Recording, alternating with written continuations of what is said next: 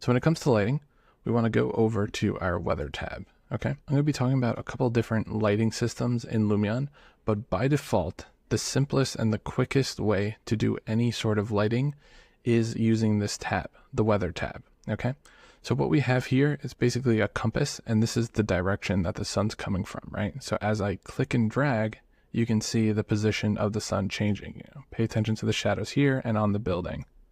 Okay. So this is the angle where it's coming from, and then this is the actual height. So notice how once I made it dark, the stars appear, and then if I do this, it looks more like a morning sun. So because of this, this is a dynamic lighting system, which is really useful for like very specific, times of days, but it's not going to be as realistic as something that they have, but it's not going to be as realistic as something like an HDRI. I'll talk about that in a moment.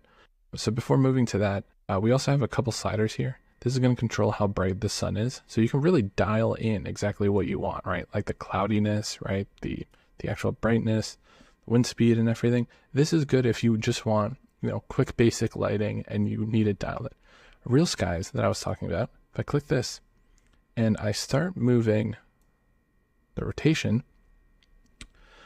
you're not going to see a big difference now until we render, but you might catch what's going on. Notice how I've lost some of my settings. I still have sky brightness, but I can't change the time of day, right? The reason is this image, okay, this HDRI is driving the lighting and the shading information for the render scene. If I click this, I have different profiles, right? So this is a cloudy scene. Let me try something sunset just so you can see what's happening. So now it changed the backdrop here, and now I'm getting a lot of this this purple, these blue colors, right? And it's all coming from this one image, right? It's not a dynamic system. All I'm doing is rotating this image that's being spun around, okay? So these are like the two basic ways of getting lighting. And it's really going to depend on what you need, right? Do you need pure precision or do you want more realism, okay? And this is going to apply to your editor by default. In the render mode, which we'll talk about in a moment, that's where you can actually dial in every single hotspot or camera position to have different lighting setups. Let's talk a little bit about that.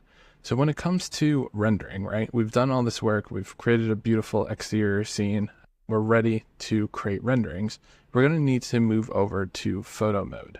So before I do that, I'm just going to go back to cloudy, just so I've got like something with like proper lighting and everything.